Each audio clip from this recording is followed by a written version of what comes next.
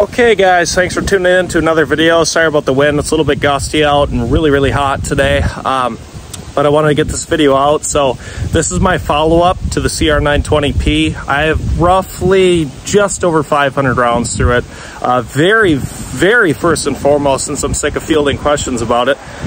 One, I understand there's a break-in on firearms. I get that. I don't like the idea that there really is since they're test fired. I get it. Everybody has a different opinion. That's totally fine. This is just mine. So number two, I understand running cheaper ammo isn't always going to work as well. The reason why I started out with that last time is because that's what I ran in my standard 920 prior. So I never had a problem. So obviously I'm going to continue using it into another firearm. Then I realized I had an issue with this and so forth. One other thing, when I'm having malfunctions in a first shots video, I'm not really sure what to do about that. In my opinion, I never liked when they took out a firearm and it shot flawlessly because they already had 300 rounds through it, claiming it was the first shots. Then you expect that, and once you purchase a firearm, you're really disappointed, this and that.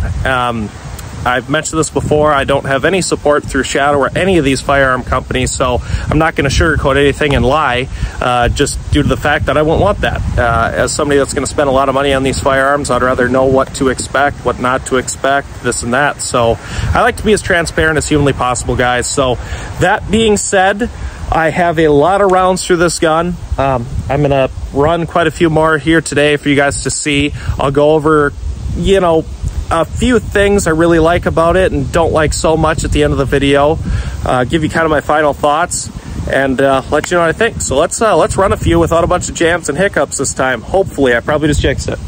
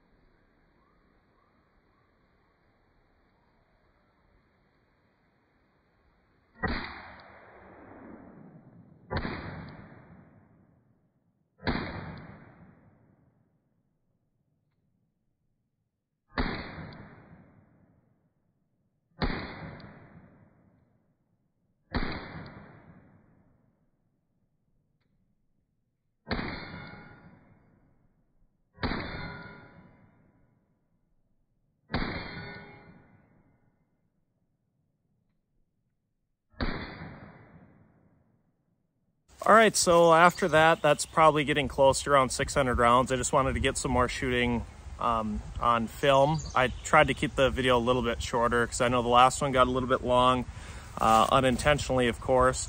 So let me just go over my conclusion of it. Obviously, things can change. You know, you start to get further down the road if you have issues or certain things you notice. But, you know, right around 600 rounds, I really like it. So I'm using higher end ammo, and then of course carry ammo. I've tried that and it cycles well, which I believe everybody should do that before they carry, just in case. Anyway, obviously the biggest thing is the compensator on the barrel, which is just held in by 3 lugs, so it's really easy to get off. At first it's a little tricky. There's a little pin in here, and when you pop it, this, let me see if it'll focus here, this little latch will come down, then it slides right off. Then you'll see in the barrel 3 little lugs. So it's actually a really slick concept.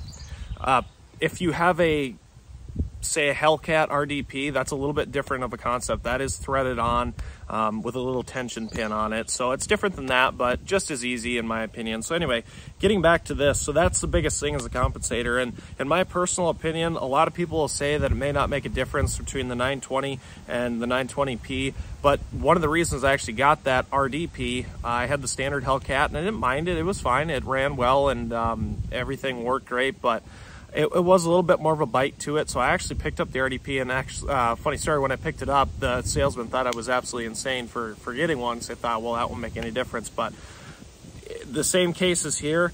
It absolutely makes a difference. And I believe when you get to this smaller platform, you know, muzzle flip is one of those things that everybody's trying to eliminate. Nobody wants their gun to flip a lot, right? It affects accuracy, follow-up shots, things like that, and it just hurts your confidence shooting in general. So this does flatten out the muzzle flip on it. You'll see, I'll have an upcoming video on the 920 and the 920P comparing the two back to back, and I have shot them somewhat back to back, and it's a noticeable difference. It's not something where it's like, oh, this feels like a 22 all of a sudden, but you know, these 920s and shadows in general really are really controllable and enjoyable to shoot, in my opinion. But I will say, with that compensator, it makes a difference. The biggest thing you'll notice, you know, if everything's going good, and I'm not the best shot, I'm not the quickest shot, this and that, but I will say, if you're trying to do a little bit more rapid fire and you're pretty comfortable with the gun, it is noticeably easier to keep it on target. You know, instead of kind of, you know, flip, bring it back, you know, you kind of have just that shorter impulse, it feels like, at least in my opinion. That's the best way I can describe it. So I know you can get the standard 920. You guys know more if you've been researching them. They're probably around $600, I'm guessing. I've had mine, my standard, since it came out a couple of years ago, and I believe at that point it was around $700. And this one I picked up was just shy of 900. So for the price difference, if you're looking at the two and you're on more of a budget, I don't think you can really go wrong with the standard 920. It's such a good shooter. That is absolutely my top carry gun. So I'll rotate a few, you know, here and there, but 85% of the time I'm carrying the Shadow. And this one will be no different. I'm going to start rotating this one in more. I just wanted to get more rounds through it, make sure I don't have any issues. And at this point, I haven't with better ammo. I understand that's what you want to run all the time. Like I said, I just didn't have a problem before. So, and I want to be very transparent with you guys. I'm doing these videos, so if I have issues, I'm going to show it, because I would want to know as well. But for the price difference, you can't go wrong with the 920. But if you want something a little bit different, a little bit, I honestly see this as more of a unique factor to it. I like that aggressive look to it with the compensator. It's only about a ½ an inch or so, so when you're carrying, it doesn't really make a difference. I don't notice it. And I mentioned in the other video, there's some more serrations here on top of the slide. We're having a problem focusing here, but you can see them here. If you do press checks, things like that, I don't do them, but I do like that more aggressive look. Just kind of makes it a little bit more flashy and a little bit more aggressive looking. So it's definitely a unique package. I really like what they're going for. Obviously, optics ready. They do sell it in the bronze barrel. Those are the only two versions that I know of. Maybe they'll make kind of, you know, your trying to think of the name. Is it the Warpo? You know, that kind of platform. But as far as I can tell, this is a really good shooter, and I didn't expect anything less from Shadow. And again, they don't help me out with anything, so this isn't a plug, not anything like that. I just really think they make a quality product. So if you guys are looking for something that's a really smooth shooter, you kind of want that full size feel in a smaller package with good capacity, this is definitely a way to go.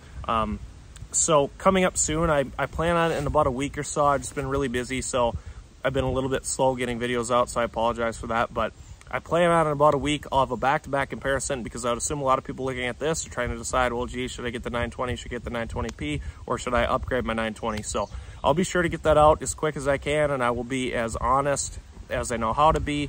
But until then, guys, I really appreciate the support. Leave any comments down below, any questions you have. I'm always glad to answer. Obviously, sometimes not all the comments are great, but that's firearm industry. It's about the most biased industry out there. So I enjoy answering the questions. I enjoy communicating with the firearm community. That's why I started this channel, and I think it's really cool. It continues to grow. So I appreciate all the support. Until next time.